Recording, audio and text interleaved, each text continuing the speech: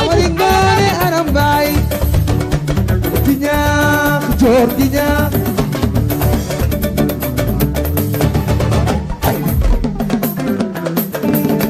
Amaringone arambay. Toujours dans votre journal People à la présentation Seydina Tange Tandian mu Serigne Saliou lii tamit di beneen information boo xamante ni muy film agression bi nga xamante ni kenn commandé wu ko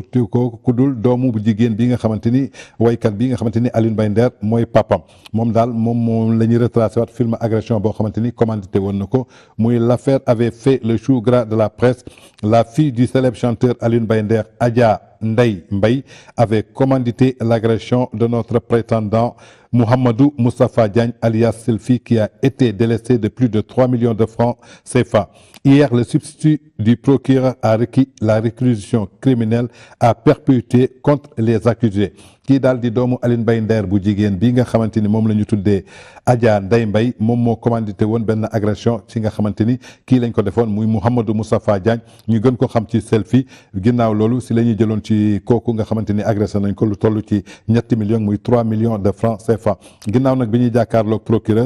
procureur daal lan la jël nee na nañ leen yóbbu réclusion criminelle à perpétuité képp koo xamante ni accusé woon nañ la ci affaire bi nga xamante ni doxoon na ci film agression boobu nag naka la amee tey yaakaar naa ni kii di doomu Alioune Mbaye Nder boobu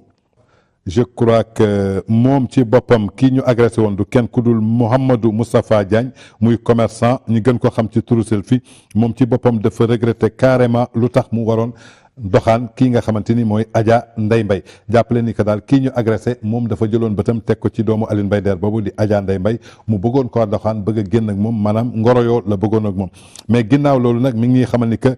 kii mu bëggoon ngoroyool ginnaaw bi nga xamante ni que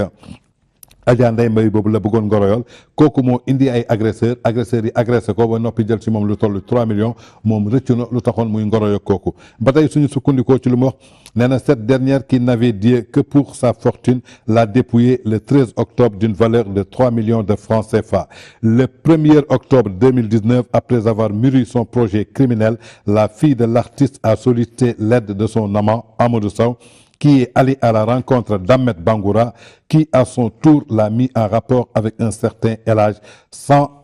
autre précision. Ce dernier qui connaît les personnes réputées être des agresseurs à Grand Yoff a recruté Abdoulaye Dione, Ibrahima Ngom et Fodé Diakhaté. C'est ainsi que le jour des faits, explique le plaignant, Adja Mbaye l'a appelé tôt le matin pour lui demander de la déposer à l'hôpital principal. Arrivée au rond-point de Ngor, elle a décroché un appel donnant à son interlocuteur notre position géographique près de la mosquée de la Divinité. Quand je lui ai demandé l'identité de la personne qui était à l'autre bout du fil, elle m'a répondu que c'était sa mère Adja Ndeye Mbaye. A ensuite simulé des douleurs à l'oreille prétextant avoir cogné son lit la veille. Je lui ai aussi proposé de descendre de la moto pour dégourdir les jambes, mais dès qu'on est descendu, un scooter à bord duquel étaient montés 3 individus agarrés à ces derniers m'ont attaqué. L'un m'a poignardé au bras avec son couteau, l'autre m'a donné un coup à l'aide de sa bombe à gaz, puis ils ont pris mon sac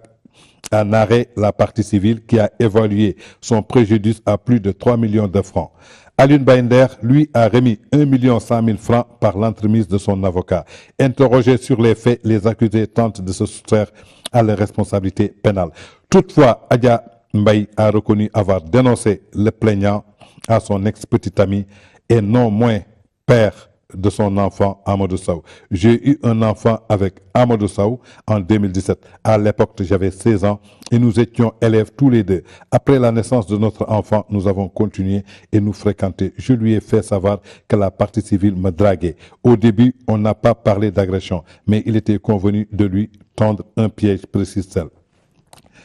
Revenant sur le film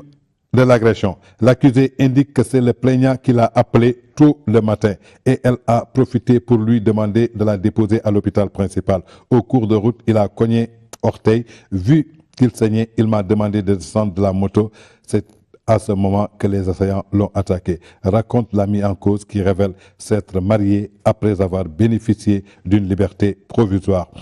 Son acte contraste avec celle des femmes de Nder. Né en 1998, Amadou Sow a expliqué: Adja m'a dit qu'elle avait donné de l'argent au plaignant afin qu'elle lui achète un téléphone. Mais celui-ci a non seulement refusé de lui donner son portable, mais la faisait également chanter. Je lui ai dit que j'allais en parler à mon copain Ahmed Bangoura. Mais il n'a jamais été question de tendre un piège. Le reste de la bande a avoué avoir emporté le contenant, les téléphones du plaignant, mais ils ont nié avoir usé la violence. Ils ont également reconnu avoir reçu leur part du butin, soit 250 000 francs chacun. Monsieur Djigo s'est défoulé sur le chef de gang, car dénonce-t-il, son acte contraste violemment avec celui des femmes d'Ender. Le 1er octobre 2019, coïncidant avec un mardi, Adja Mbaye Nder n'a pas fait comme les femmes d'Ender parce qu'elle n'a trouvé mieux de faire ce jour de mardi que de perpétrer une agression à fulminer à la robe noire qui a réclamé 10 millions de francs à titre de réparation. Le délégué du procureur a requis la réquisition criminelle à perpétuer contre les accusés pour une association de malfaiteurs de vol en réunion commis en violence avec usage et moyens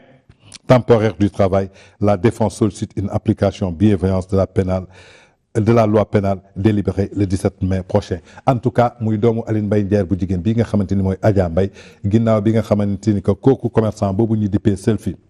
mi ngi ko doon jéem a labat bëgg a doxaan ko ginnaaw loolu nag nekkati Adja tegul woon bëtam lu dul ci alalu kooku ginnaaw loolu nag la xëy wax benn ex faram bi nga xamante ni moom la amaloon doom bi mu amee 16 ans ginnaaw loolu mu jur bàyyi doomam mu woo ko xamal ni ko am na koo xamante ni dama bëgg ñu piégé ko naka lañ ko piégé ginnaaw selfie lu mu expliqué nee na Adja moo ko woo pour mu déposer ko hôpital principal ginnaaw bu mu ko yebee ci moto ba ñu ñëwee ba rond-point Ngor am na ku ko woo téléphone bi mu ko woowee téléphone mu gis ni ko mu jox ko position bu ñu nekk bi mu laajee Adja kan nga doon waxal Adja ne ko sama yaay laa doon waxal mais ba ñu ñëwee ci mosquée de la divinité Adja daf ko xamal ni que tànkam day naaj ndaxte dafa kajjalalam démb ci guddi donc na ko may mu taxaw ginnaaw bu mu taxawee la ñetti nit nekkoon ci scooter ñëw kenn ki jam ko paaka ci loxo keneen ki dóor ko pompe à gaz si la ñu jël saagam boobu nga xamante ni téléphone yaa nga ci woon téléphone yi ci nekkoon nag bañ ko xaymaa toll na ci wàllu 3 millions de francs bi ñu taxawee nag ci kanamu baar bi kii di Amadou Sow maanaam nga xamante ni mooy bàyyi doomu Adja Mbaye bi nga xamante ni mooy doomu Aline Mbaye Nder bi nga xamante ni am nañu doom dee na bi mu amee fukki at ak juróom benn la am ak moom doom boobu ay élèves la ñu woon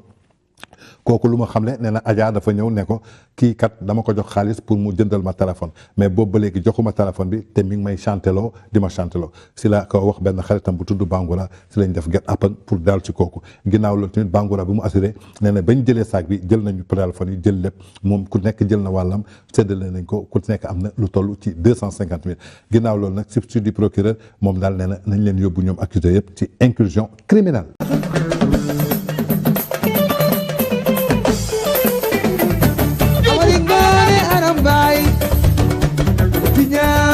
Jordinya